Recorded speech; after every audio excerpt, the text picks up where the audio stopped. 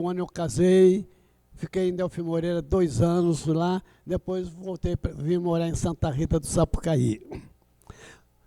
Mas nesse período que eu fiquei em Delfim Moreira como farmacêutico, eu tive umas experiências muito interessantes. Em Delfim Moreira não tinha médico naquela época. O farmacêutico era tudo. Então, eu tive que ir lá fazer um parto. Mas o papai falou assim, não, você é muito jovem para ir fazer um parto. A parturiente vai ficar muito preocupada com você. Eu vou junto. E acabou ele mesmo fazendo o parto. Eu não fiz. Um belo dia, eu chego lá na farmácia, eu e o papai, de manhãzinha, 8 horas, estava um homem lá esperando a gente, já com cavalos. O transporte lá era a cavalo. Falando sobre a filha dele, que estava doente, lá numa roça chamada São Bernardo. Pelo que ele contou da criança, o papai falou para mim, filho, ela está com croup. Olha para você ver. Fizemos uma análise, falei, é croup mesmo, papai. E ela vai morrer. Mas não vai morrer porque nós vamos lá. Aí eu saí, já levei os soros. Vocês sabem o que é croup? Sabe? É uma placa que se dá na garganta. E ela vai crescendo, vai tampando, tampa, e a pessoa morre sufocada. Sabe? É uma placa que vai subindo. Mas tem um soro que acaba com ela. Eu fui lá para o São Bernardo, uma criancinha lá, já bem debilitada. Achei a veia dela, fiquei lá, cheguei lá mais ou menos 9 horas. Quando foi mais ou menos 6 horas da tarde, ela já estava livre. Tomou 3 vidros de soro, sabe? Mas acabou a placa. Sarou. Graças a Deus. Aí, né, depois que acabou tudo lá, a avó dela, a velhinha, chegou em mim e falou, seu moço, o senhor quer comer alguma coisa? Está com fome? Não. Das 8 horas da manhã até 6 horas da tarde, sem comer nada. Aí ela fez para mim. Foi lá, pegou couve, picou a couve, quebrou um ovo, pôs uma farinha, misturou, né, temperou. Foi a comida mais gostosa que eu já... Oh, sem ser a sua, viu? Estou falando de roça. Antigamente. De antigamente. Foi a mais gostosa. Depois de um certo tempo, eu falei para a Rita, faz um virado de couve para mim. Ela fez com todo carinho, eu comi, falei, não é tá igual a da veinha, não, viu? A fome faz a gente... Conhece a história do homem que comeu sopa de pedra, né? Não é dessa, então é assim. Quer que eu fale mais? Chega, né? Mais alguém? Alguém mais? Levanta a mãozinha aí que nós levamos o microfone. Não é possível que só a filha do professor... Aí está entre família, né? Não, já tinha combinado com ela. Chegou, vai perdendo a vergonha, o pessoal vai trazendo informação. Ia da região do litoral para ir para São João del Rei, para aquela região de Ouro Preto, onde a montanha não era tão alta e ali tinha uma passagem. Ou então o exemplo de sai de Caxambu, Genoveva da Fonseca, indo para Pouso Alegre, chega aqui, daqui vai, tinha caminho para Santa Catarina, né? Enfim, o que eu quero perguntar é, no século XVIII, século XIX, como é que se davam esses deslocamentos? Como é que é isso? O que tem de registro? Era por cavalo, mas como é que a pessoa abre uma picada no mato e depois volta pelo mesmo caminho ou não volta? Como é que funciona? O que tem de registro sobre isso? Como é que eram os deslocamentos na época? Entendeu a pergunta? Não. Esse cara que vocês viram de pé, eu chego na aula, para dar aula para ele. Ele é São Paulino, coitado. Graças a Deus. Aí, Graças ninguém é a Deus. perfeito. Na escola tem que ir com a camisa da escola, tudo bonitinho, né? A hora que eu entro na sala de aula assim, ele olha na minha cara, abre a camisa dele e mostra a camisa dele do time de futebol. Ah, pode sair. Era uma segunda-feira e no domingo São Paulo tinha sido campeão brasileiro ganhando do Atlético Mineiro. Não, isso Vamos contar a história A certa. verdade tem que ser dita. A Esquece. história Verdade tem que ser observa a dita. verdade. Não esquece isso aí. Não, eu quero contar da camisa só. Sidney, voltando à sua pergunta, seguinte. Como eu já falei, isso aqui é tudo selva mesmo. A vida, eles tinham dois meios de andar por aí, ou a pé ou a cavalo. Preferivelmente em burro.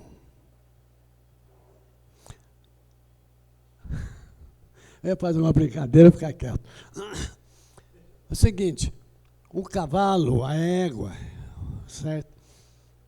Eles não sei o que acontece com eles. Se tiver um precipício aqui, você juntar eles na espora, ele pula, ele cai. O burro não, é burro, mas não é tão burro assim não. Ele empaca, ele não vai para toleiro, não vai para precipício, ele é um animal seguro, você pode andar bem nele, é mais devagar, mas é seguro. Tanto que as tropas, como tinha aqui o capitão João Antônio Dias, as tropas eram de moares, eles são resistentes. Então, esse era o meio. Eu encontrei entre Tiradentes e Cruzília, eu encontrei um pessoal lá, uns tropeiros. Vou mudar de assunto. Porque falei em Cruzília, falar nisso aí. Ali tem uma cidade que se chama Carrancas. Já ouviram falar? Já viram lá? Ali foi exploração de ouro. Explorou tanto ouro na montanha, que a montanha pareceu duas carrancas. Aquela região ali, o governo, o rei de Portugal, doou aquela terra tudo para um homem que veio de Portugal. Ele se chamava João. E como ele veio lá de Portugal, ele ficou com um apelido do lugar que ele veio lá de Portugal. Ele veio da região de Junqueira. Então ele ficou sendo João de Junqueira, João Junqueira. O filho dele, Gabriel Junqueira. O outro, Mário Junqueira. Ele deu origem ali à família Junqueira, que tem aqui em Santa Rita do Sapucaí. Conhece os Junqueiras daqui, né? Todos têm origem lá. Ele tinha 3 fazendas, grandes, enormes. Quando ele morreu, cada fazenda ficou com um filho. Um dos filhos recebeu o título de Barão de Alfenas. O outro, Jorge, ele era muito enérgico, muito ruim para os escravos. E um certo dia lá, os escravos resolveram fazer uma revolta contra ele. Existe um livro sobre isso chamado A Revolta de Carrancas. Existe também um artigo publicado no maior jornal do sul de Minas, Empório de Notícias, chamado A Revolta de Carrancas. Tem? Essa revolta tem uns lances muito tristes. Os escravos invadiram a fazenda Santa Alta, Pouso Alta, é isso mesmo, e mataram todo mundo. Homens, mulheres, crianças de meses foram mortas. Eles foram para outra fazenda, mas já chegou o anúncio na outra fazenda, eles foram recebidos lá a bala. Aí uma turma fugiu.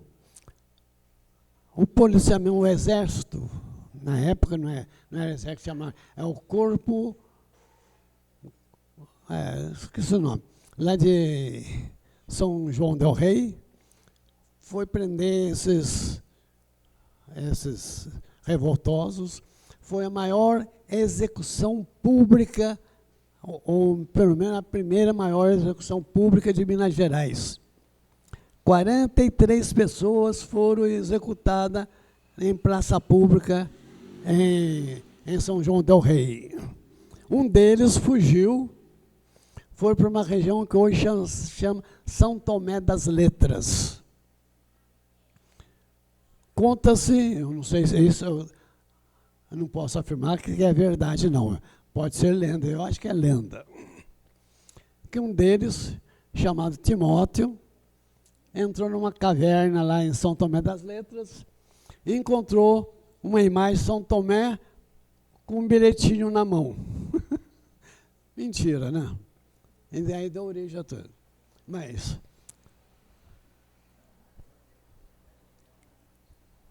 em 1843, sai de campanha um homem a cavalo. Corre, visita todas as cidades do sul de Minas. Inclusive, Santa Rita da Boa Vista, era o antigo nome daqui. Inclusive, Soledade de Itajubá, Delfim Moreira. E levanta a história dessa cidade, como que foi fundada, qual o pessoal que estava ali, como que era a característica das pessoas. Você tem isso, né? As características das pessoas. E publicou um livro chamado Almanaque Sul Mineiro. A cavalo. Quanto tempo ele levou nisso? Não sei, viu? A gente pensou, sair no meio do mato, não tinha rodovia, não tinha estradas, tudo na picadinha. Olha, é muito tempo, viu? Tá bom? Hoje é mais fácil. Vou te dar um exemplo. Quando eu estudava aqui, em Santa Rita, quando eu estava namorando a Rita, não, quando eu estava em Alfenas, estudando em Alfenas, eu vinha de Delfim Moreira, passar as férias de Delfim Moreira, depois vinha aqui em Santa Rita para namorar com a Rita, saía daqui no trem às 4 horas da manhã, trem, ia para Soledade de Minas, chegava em Soledade, dava pela meio-dia, 1h.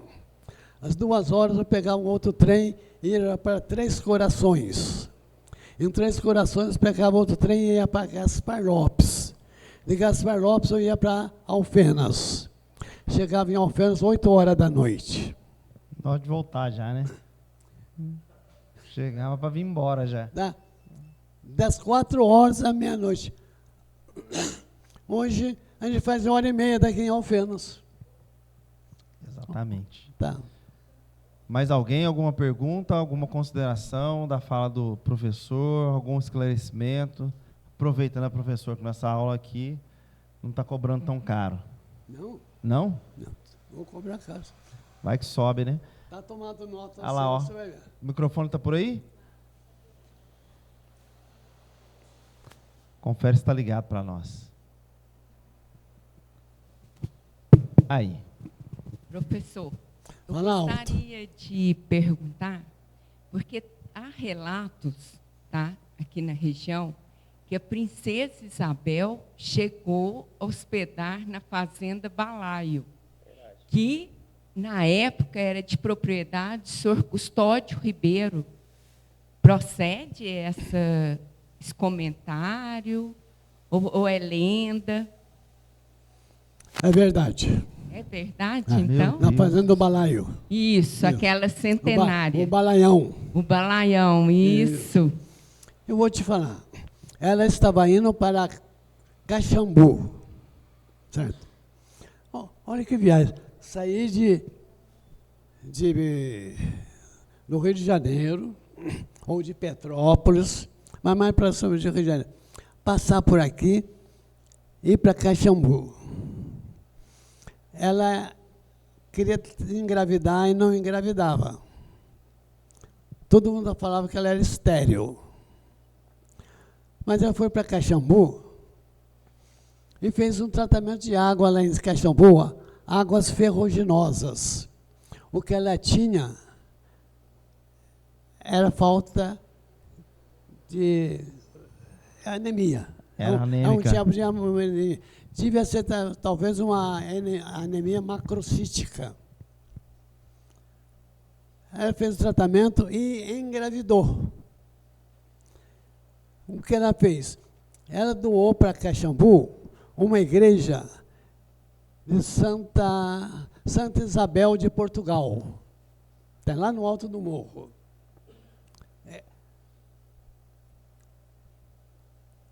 Tem no hotel, acho que é Hotel Central, Grande Hotel Central de Caxambu, tem um livro com essa história, certo? Está lá tomado nota da história, eles até já publicaram em sites essa história da princesa ir para lá, e ela passou por aqui para poder ir lá. Eu perguntei para o professor sobre essa questão, porque Sim. eu tive acesso a uma carta onde que o dono, na época era Custódio Ribeiro, mandava para um outro conhecido, falando que Princesa Isabel estaria chegando para hospedar lá nessa fazenda. Só que eu achei um pouco exagerado, eu não acreditei muito na época que eu tive acesso a esse documento. Então, por isso que eu perguntar para o professor. A única menção que tem aqui do Balaio é essa que está lá em Caxambu, nessa viagem dela, certo? Isso. Então, ela chegou realmente Chico, olha aqui, ficar um pouco ali. descansou por aí um pouco, tadinha, Tá né? bom, obrigada. A Santa Rita foi a capital do Império, então, por um dia. Qual? A Santa Rita foi a capital do Império por um dia. A princesa estava aqui. Foi, o bairro do O Balaio. Foi. É. Alguém mais? Alguma consideração? Fala. Olha lá, ó. Ai, meu Deus do céu. Por favor, trazer o microfone até essa mesa aqui, por favor. Eu quero agradecer muito. Você sabe que eu amo vocês, porque o senhor e a dona Rita foram um dos anjos da guarda da minha vida. Eu agradeço todos os dias. Vamos fazer uma correção? Muito obrigada. Vamos fazer uma correção. Você começou você, continua com você, esquece o senhor. Não, pode ser o senhor mesmo, porque eu admiro demais. É demais para mim. Mas a nossa Tá. amizade não é para esse tratamento, é você mesmo. E eu agradeço muito. E todo dia eu peço bênçãos para a família de vocês. Obrigado. Viu? Deus abençoe. Mais alguém? Você conhece essa loja aqui, a Rara? Rara, É conheço. dela? Ah, é? Ela que é a dona da A rara? É uma peça rara. É uma peça rara. Mais alguém? Mais algumas duas considerações para nós chegarmos ao fim. Infelizmente, tudo tem que acabar uma hora, né, professor Ivon? Nossa, 11 horas, cara. Pois é, senão daqui a pouco nós vamos virar abóbora. Tá quase na hora do jantar. Alguém mais fazer alguma consideração, uma pergunta, uma fala? Não? Quê? Estou perguntando se alguém mais quer falar. Não, é ótimo. Hã? Podemos chegar ao fim? Vamos chegar. Confirmando então que no nosso dia 10 de abril o senhor estará presente, se Deus quiser. Se Deus quiser. E com a presença ilustre do nosso querido amigo Carlos Romero, que aceitou de muito bom grado esse nosso convite. Igual eu aceitei. Muito espontaneamente, ele aceitou esse nosso convite. Quero agradecer a sua presença, que mais uma vez, né, são carinhos que já estiveram aqui em outra oportunidade nesse projeto que nós começamos aqui na Casa do PIC, visa mesmo uma manutenção da cultura e também um espaço de reflexão e de debate nesses tempos que nós temos vivido, como diria um professor de história monástica minha, tempos tão bicudos, né? Onde não há possibilidade de um debate saudável, de uma reflexão proposta sem que seja sofrido tanto antagonismo colérico. Então, nós estamos criando aqui em Santa Rita mais um espaço, que já tem outros também, de reflexão. Nós tivemos a possibilidade de escutar o professor Ivon, que tem grande importância no cenário da história de Santa Rita, e se torna mais importante ainda por ser uma voz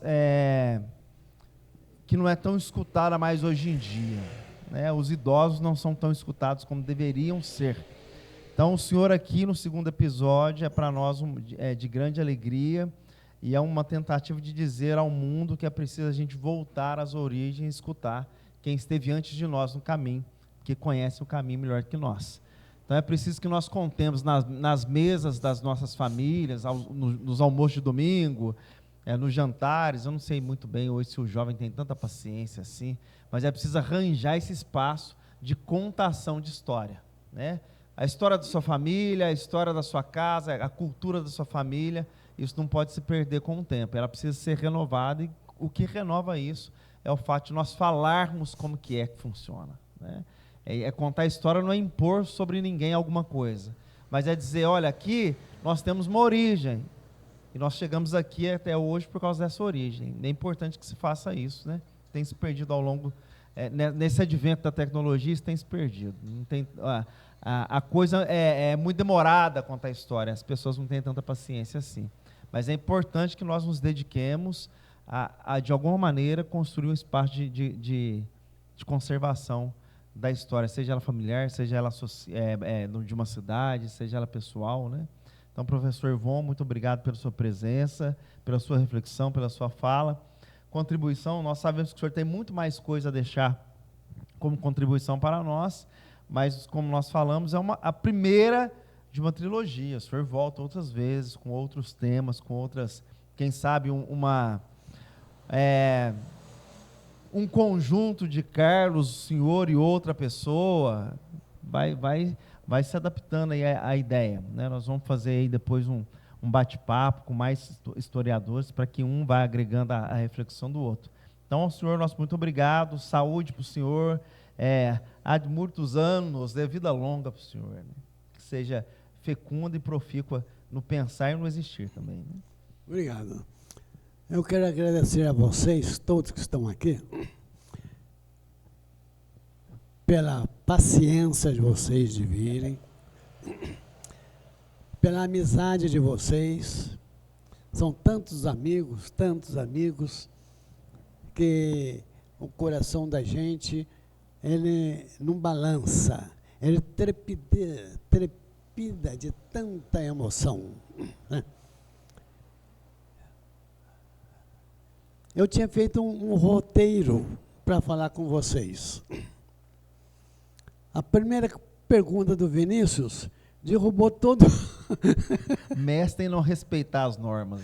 Derrubou tudo que eu tinha planejado. Aí que eu comecei a falar o que vinha na cabeça assim. Tá. Como a minha filha fala assim, você fala demais, pai. Não é essa aí, não. Não. Não é essa, não. Não é essa. Faz demais. Eu falo. Meu pai falava para mim, filho, é bom falar demais, porque você está falando, antes de falar demais do que ser mudo. Então, vamos falar. Então, agradecer a vocês, quero agradecer ao Wagner, à casa, olha que espetáculo, dá gosto ficar aqui nesse ambiente. Quero agradecer à TV Cultura Mineira, essa transmissão tão gostosa. Eu acredito que eu tenho saído bonitinho lá na tela. Agradecer ao Vinícius pela loucura dele. Isso é loucura que ele está fazendo, de trazer a gente aqui. Uma loucura sadia, né? A historiadora é assim, ou ele é louco, ou ele faz de louco. Mas, de todo jeito, está dentro da loucura. Então, tem loucura que a gente diz, tem outra que a gente guarda para a gente. Eu vou guardar daqui muita loucura no meu coração. Tá? Um abraço para todos vocês. Eu comecei, só pode dar palma primeiro.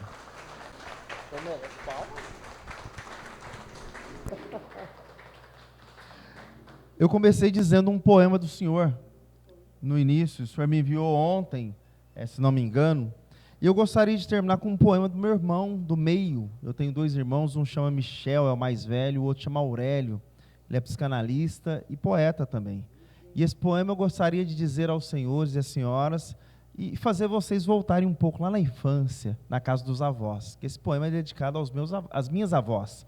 Seni e Rosária são as minhas avós. Esse poema chama Minhas Nossas Senhoras. Minhas Nossas Senhoras. Saudade de minhas Nossas Senhoras, para mim sempre aparecidas, de sorrisos doces, de doces em caudas, mulheres de feiras, de vendas e vilas. Saudade de suas rezas, de sua fé cega, cega é a vida.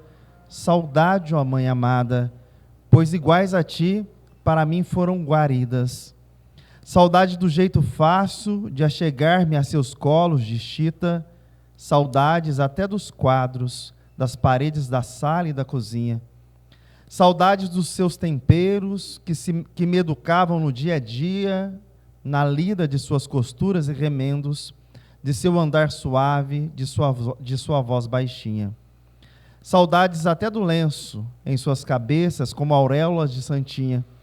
Saudade de suas bênçãos, dos beliscões de mentirinha. Saudade daquele jeito de viver solto lá na vilinha, e das árvores e frutas do beco, e do domingo à tarde da jogatina. Saudades do fim de ano, do Natal do Cristo, ai, como ele vinha, de dividir o pão, os pratos e os primos, dos abraços e lágrimas, minha sagrada família. Saudade é como um choro, canção da alma, triste melodia, e eu ouço em mim mesmo um coro de Nossas Senhoras. Ave Maria. Muito obrigado a todos vocês.